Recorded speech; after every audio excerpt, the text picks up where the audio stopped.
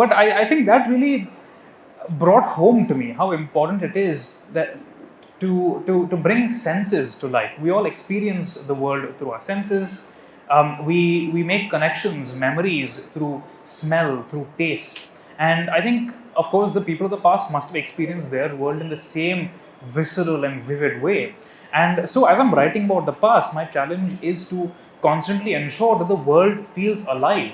And I'm willing to argue that Sembiyan Mahadevi, in many ways, is the real founder of the Chola Empire as we know it.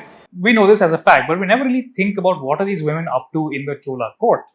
They are not just sitting around watching musical performances or dance performances. These are educated, literate women who are coming from a wide cross section of society. They are not just princesses, they are also the daughters of Vellala gentry, they're the daughters of country magnates. These are women who have been taught to read, to write, to do mathematics, and who have a sense of aesthetics as well. So, very clearly and demonstrably, you have a case where a mother in law and a daughter in law are not rivals, but are learning from each other.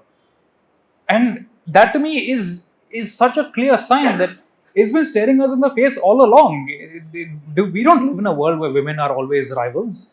We live in a world where female friendships are a great mover of the economy and of society and of polity. And this was clearly the case for medieval ladies as well. I think because we live in a world that is so globally connected, we forget sometimes how remarkable the reach of the Cholas was. In my view, I think the Tamil merchant diaspora, the Tamil merchant guilds are one of the greatest forces in the history of the Indian Ocean, and we do not understand or talk about them enough.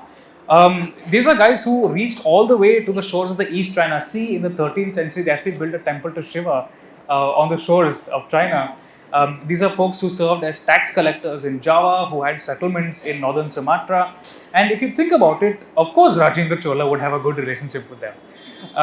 These are charismatic politicians, and the people who follow them, just as importantly, really do shape history. But the ways in which they do it are defined by the socio-politics of their times, defined by the media, especially of their times. So, just as a charismatic politician today might have a mastery of Instagram reels, medieval Indian kings had a mastery of temple politics.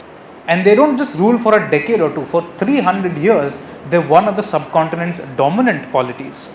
And the reason for this is because of the personal charisma, this kind of gravitational force that people like Rajaraja and Rajendra Chola were able to exert on the tide of South Indian history.